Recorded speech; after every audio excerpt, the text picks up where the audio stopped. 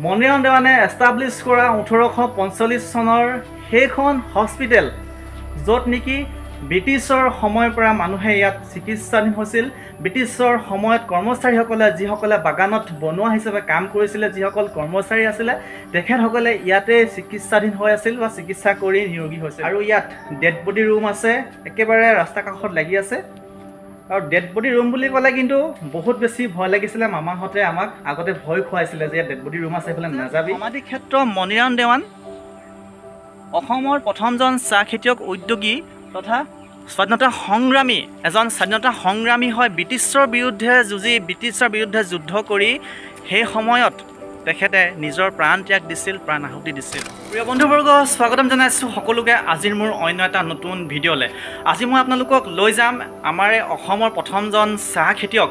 সকলোৱে জানো তেখেতৰ নামটো, নকলেও হয়তো জানে, আৰু সকলোৱে তেখেতৰ বিষয়ে বুৰঞ্জী তথা বিভিন্ন ধৰণৰ পাঠ্যক্ৰমত আপোনালোকে পঢ়িছে। তেখেতৰ বিষয়ে নজনা মানুহ অসমত নাই বুলি মই ভাবোঁ।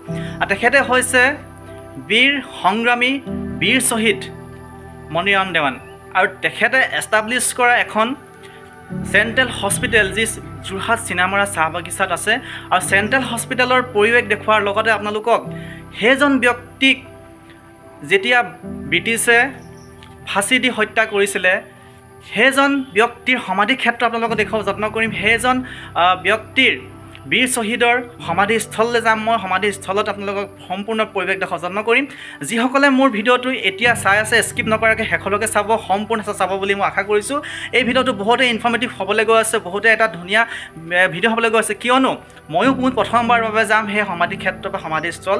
আগতে এবাৰো যোৱা নাই। আৰু যিসকলে দেখা নাই আপোনালোকে এই ভিডিঅ'টোৰ জৰিয়তে দেখিবলৈ পাব। ব'লক বেছি পলম নকৰি ভিডিঅ'টো আৰম্ভ কৰোঁ আৰু আপোনালোকক দেখাব যত্ন কৰিম। এইখিনিতে এটা কথা কওঁ, যিহেতু মই আহিছিলোঁ যোৰহাট মেডিকেল কলেজ হস্পিটেলত ভণ্টিৰ চিকিৎসা কৰিবৰ বাবে। ভণ্টিৰ বেমাৰ হৈ আছে আৰু তেখেতৰ চিকিৎসা কৰিবৰ বাবে যোৰহাট আহিলোঁ। আৰু যোৰহাট চিনামৰা হস্পিটেলৰ যি চেণ্ট্ৰেল হস্পিটেল আছে, হস্পিটেলৰ কাষত লাগিছে মোৰ মামাৰ ঘৰ। আৰু মামাৰ ঘৰত আছোঁ যিহেতু, সেইবাবে মই দেখাব যত্ন কৰিম। সম্পূৰ্ণ পৰিৱেশ চাব আপোনালোকে, শেষলৈকে চাব বুলি আশা কৰিছোঁ। ব'লক বেছি দেৰি নকৰি ভিডিঅ'টো আৰম্ভ কৰোঁ, চাই থাকিব। আৰু বন্ধুসকল, এয়া দেখিছে, এইখনে হৈছে চিনামৰা চাহ বাগিচাৰ ফেক্টৰী বা কলঘৰ।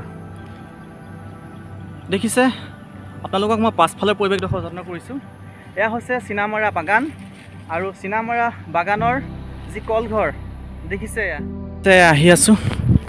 আৰু এইখনে হৈছে যোৰহাট চিনামৰা চাহ বাগিচা বা যোৰহাট চিনামৰা টি ষ্টেট, যি শ্বহীদ মণিৰাম দেৱানে এই বাগানখন 1845 চনতে খুলিছিলে বা প্ৰথমবাৰৰ বাবে অসমৰ one of the first T state বুলি ক'ব লাগিব। অসমৰ ভিতৰত প্ৰথম এইখনে বাগান। ইয়াত পুলি ৰোপণ কৰি মণিৰাম দেৱানে বাগান খুলিছিলে। আৰু মণিৰাম দেৱানক ফাঁচি দিয়াৰ পাছত, তেখেতে মৃত্যুবৰণ কৰাৰ পাছত মণিৰাম দেৱানক বা শ্বহীদ মণিৰাম দেৱানক ক'ত সমাধি দিয়া হৈছিলে সেই স্থানলৈ মই আজি গৈ আছোঁ, আপোনালোকক দেখুৱাম। এয়া পাবলৈ হ'লোঁ আৰু অকণমান দূৰ ইয়াত সমাধিস্থল আছে, আপোনালোকক দেখাব যত্ন কৰিম। এটা বহুত পুৰণি ইতিহাস যি ব্ৰিটিছৰ দিনৰ লগত জড়িত আছে। আৰু ব্ৰিটিছে সেই সময়ত মণিৰাম দেৱানক ফাঁচি দিছিলে।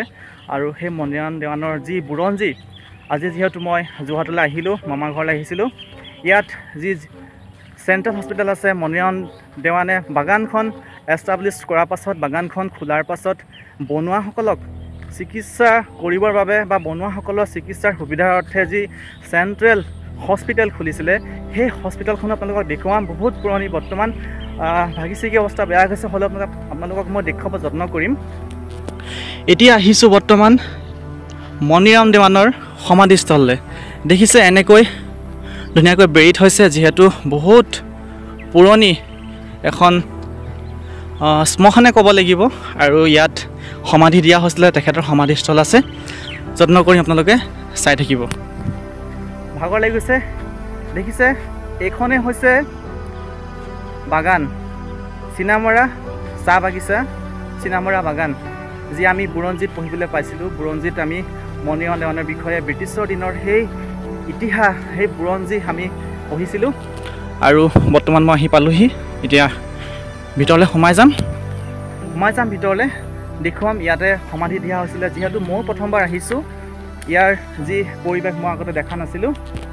দেখিছে, চাৰিওফালে কেৱল ইয়াত সমাধিস্থল আছে বহুতো ব্যক্তিক ইয়াত সমাধি দিয়া হৈছিলে তাৰে মাজত মই আজি আহিছোঁ আপোনাক দেখুৱাব যত্ন কৰিম মই বহুত সুখ অনুভৱ কৰিছোঁ যে মই এনে এখন স্থানত আজি আহিছোঁ প্ৰথমবাৰৰ বাবে জীৱনত যি আমাৰ দেশৰ বাবে শ্বহীদ হৈছিল আৰু অসমৰ প্ৰথমজন চাহ খেতিয়ক আমি সকলোৱে কিতাপত পঢ়িছিলোঁ স্কুলত আমি যি পাঠ্যক্ৰম পাইছিলোঁ সেই পাঠ্যক্ৰমত তেখেতৰ বিষয়ে আমি বহুতো ইতিহাস তেখেতৰ বুৰঞ্জী আমি পঢ়িছোঁ আৰু সেই তেনে এজন ব্যক্তি তেনে এজন আমাৰ স্বাধীনতা সংগ্ৰামীৰ যি সমাধি ক্ষেত্ৰ আছে সেয়া দেখাব যত্ন কৰিম মই বৰ্তমান পালোহি এয়া চাওক এয়া হৈছে আমাৰ অসমৰ প্ৰথম চাহ খেতিয়ক উদ্যোগী তথা স্বাধীনতা সংগ্ৰামী শ্বহীদ মণিৰাম দেৱানৰ সমাধি এয়া হৈছে সমাধি ক্ষেত্ৰ তেখেতৰ জন্ম হৈছিল 17 এপ্ৰিল 1806 চনত আৰু তেখেতে মৃত্যুবৰণ কৰিছিল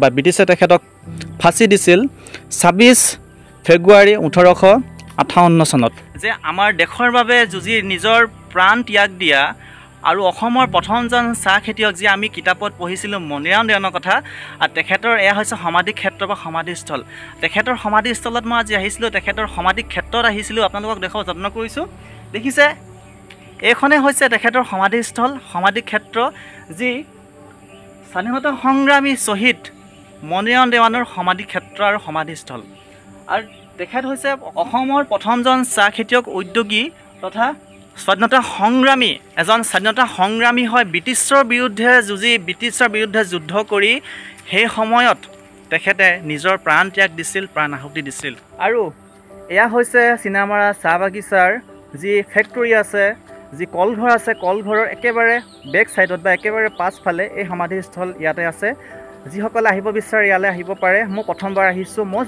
দেখা নাছিলোঁ কিন্তু মই ইয়াৰ কেইজনমান বিশিষ্ট ব্যক্তি বয়োজ্যেষ্ঠসকলক মই অকণমান অনুৰোধ কৰিলোঁ যে ইয়াত কি কি ইতিহাস আছে যিহেতু আমি পঢ়িছিলোঁ কিন্তু ক'ত কি আছে নাজানো তেখেতসকলে মোক দেখুৱাই দিলে তেখেতসকলে দেখুৱাই দিয়াৰ বাবে আজি মোৰ সৌভাগ্য হ'ল আৰু আপোনালোককো মই ভিডিঅ'ৰ জৰিয়তে দেখাব যত্ন কৰিলোঁ আৰু আপোনালোকেও দেখিছে তো চাই থাকিব এতিয়া চাওঁ বলক চিনামাৰা চেণ্ট্ৰেল হস্পিটেল মণিৰাম দেৱানে যেতিয়া ইয়াত চাহ বাগান খুলিছিল চাহ বাগান খোলাৰ পাছত ইয়াৰ যি বনোৱা আছিল বা কৰ্মচাৰীসকল আছিল তেখেতসকলৰ সুবিধাৰ অৰ্থে তেখেতসকলৰ চিকিৎসাৰ অৰ্থে ইয়াত যি চেণ্ট্ৰেল হস্পিটেল খুলিছিল 1845 চনত তেখেতে নিজে এষ্টাব্লিছ কৰিছিল সেই হস্পিটেলখন আৰু সেই আপোনালোকক মই দেখুৱাব যত্ন কৰিম সম্পূৰ্ণ শেষলৈকে চাই থাকিব তো বলক দেখুৱাই আছোঁ আৰু বন্ধুসকল এইখনে হৈছে চেণ্ট্ৰেল হস্পিটেল যি ব্ৰিটিছে যেতিয়া ইয়াত ৰাজত্ব কৰিছিল ব্ৰিটিছৰ সময়ত মণিৰাম দেৱানে যেতিয়া প্ৰথমবাৰৰ বাবে চাহ বাগিচাত খুলিছিল চাহ বাগান খুলিছিল 1845 চনত অৰ্থাৎ 1845 চনত তেতিয়া এই চিনামাৰা যি হস্পিটেল আছে চিনামাৰা হস্পিটেল এষ্টাব্লিছ কৰিছিলে চিনামাৰা হস্পিটেল ইয়াত প্ৰতিষ্ঠা কৰিছিলে বা প্ৰথমবাৰৰ বাবে নিৰ্মাণ কৰিছিলে কৰ্মচাৰীসকলৰ সুবিধাৰ অৰ্থে মই এতিয়া আহিছোঁ চিনামাৰা চেণ্ট্ৰেল হস্পিটেল বৰ্তমান মই ভিতৰলৈ সোমাই গৈছোঁ আপোনালোকক দেখুৱাব যত্ন কৰিম চাব এই হস্পিটেল মণিৰাম দেৱানে যেতিয়া ইয়াত বাগান খুলিছিলে মণিৰাম দেৱানে যেতিয়া প্ৰথমবাৰৰ বাবে চাহ খেতি কৰিছিলে সেই সময়ত কৰ্মচাৰীসকলৰ উদ্দেশ্যে কৰ্মচাৰীসকলৰ চিকিৎসাৰ উদ্দেশ্যে এই যি চেণ্ট্ৰেল হস্পিটেল আছে নিৰ্মাণ কৰি উলিয়াইছিলে দেখাব যত্ন কৰিম মই বৰ্তমান আহিলোঁ ইয়াত বাকী এইপিনে আপোনালোকে দেখাব থাকি গ'ল এয়া চাওক এয়া হৈছে চিনামাৰা টি ষ্টেটৰ চিনামাৰা চাহ বাগিচাৰ চেণ্ট্ৰেল হস্পিটেল যি প্ৰথমবাৰৰ বাবে ইয়াত খোলা হৈছিলে চাওক বৰ্তমান আজিও সুন্দৰ হৈ আছে পৰিৱেশ বৰ্তমান সময়ত খুব সুন্দৰ হৈ আছে এই পৰিৱেশ আৰু চিকিৎসা বৰ্তমান চলি আছে ইয়াৰ যি কৰ্মচাৰীসকল আছে কৰ্মচাৰীসকলক ইয়াত চিকিৎসা প্ৰদান কৰা হয় এতিয়াও কিন্তু 180 বছৰ পুৰণি বন্ধুসকল 180 বছৰ পুৰণি এখন হস্পিটেল চেণ্ট্ৰেল হস্পিটেল আপোনালোকক মই দেখুৱাব যত্ন কৰিছোঁ যি ব্ৰিটিছৰ দিনৰ পৰা আজি পৰ্যন্ত আছে চাওক কিমান সুন্দৰ এখন পৰিৱেশ এয়া চাওক এইখনে হৈছে মণিৰাম দেৱানে এষ্টাব্লিছ কৰা 1845 চনৰ সেইখন হস্পিটেল য'ত নেকি ব্ৰিটিছৰ সময়ৰ পৰা মানুহে ইয়াত চিকিৎসাধীন হৈছিল ব্ৰিটিছৰ সময়ত কৰ্মচাৰীসকলে যিসকলে বাগানত বনোৱা হিচাপে কাম কৰিছিলে যিসকল কৰ্মচাৰী আছিলে তেখেতসকলে ইয়াতে চিকিৎসাধীন হৈ আছিল বা চিকিৎসা কৰি নিৰোগী হৈছিল ভাবক 180 বছৰ পুৰণি মানে 1845 চনৰ পৰা বৰ্তমান 2025 চনলৈকে 180 বছৰ হৈছে আৰু 180 বছৰ পুৰণি এখন চেণ্ট্ৰেল হস্পিটেল যিহেতু এই হস্পিটেলৰ কাষতে লাগি আছে মোৰ মামা ঘৰ মোৰ মাৰ জন্ম ঠাই আৰু প্ৰায় আহি থাকোঁ সৰুৰ পৰা দেখিছোঁ আৰু ইয়াত ডেড বডি ৰুম আছে একেবাৰে ৰাস্তা কাষত লাগি আছে আৰু ডেড বডি ৰুম বুলি ক'লে কিন্তু বহুত বেছি ভয় লাগিছিলে মামাহঁতে আমাক আগতে ভয় খুৱাইছিলে যে ডেড বডি ৰুম আছে এইফালে নাযাবি তাত গ'লে ভয় খাবি বা এনেকৈ তেনেকৈ ভূত ওলায় কিন্তু নাজানো আগৰ দিনত হয়তো ককা আজোককা দিনৰ সময়ত কিন্তু ভূত ওলাইছিলে নিশ্চয় আপোনালোকে জানে হয়তো ভূত ওলাইছিলে কিন্তু তেনে এখন ঠাইত আজি যিহেতু ডাঙৰ হ'লোঁ ভয় অনুভৱ হোৱা নাই ভাল লাগিছে বাবে আপোনালোকক মই দেখুৱাব যত্ন কৰিছোঁ ইয়াৰ যি হস্পিটেলৰ পৰিৱেশ চাওক বৰ্তমান ধুনীয়াকৈ নিৰ্মাণ কৰা হ'লে দেখিছে টাইলছ লগোৱা হ'ল কাৰণ এতিয়াও মানুহে চিকিৎসা কৰে নাৰ্ছ ডক্টৰ এতিয়াও আছে এম্বুলেন্সৰ সুবিধা আছে ইয়াত খুব সুন্দৰ এখন পৰিৱেশ বহুত বেছি গৰম লাগিছে সেইবাবে ঘামি গৈছোঁ দেখিছে আৰু আপোনালোকক মই চিনামৰা চাহ বাগিচাৰ অৰ্থাৎ চিনামৰা বাগানৰ আৰম্ভণি কৰা প্ৰথমজন চাহ খেতিয়ক লগতে স্বাধীনতা সংগ্ৰামী বীৰ শ্বহীদ আমাৰ যি প্ৰথমজন চাহ খেতিয়ক উদ্যোগী মণিৰাম দেৱানৰ সমাধিস্থল বা সমাধিক্ষেত্ৰ আপোনালোকক দেখুৱালোঁ আৰু সমাধিক্ষেত্ৰৰ লগতে আপোনালোকক এই যি হস্পিটেল আছে চেণ্ট্ৰেল হস্পিটেল 180 বছৰ পুৰণি হস্পিটেল ব্ৰিটিছৰ দিনৰ এখন হস্পিটেল আপোনালোকক দেখুৱাব যত্ন কৰিলোঁ বন্ধুসকল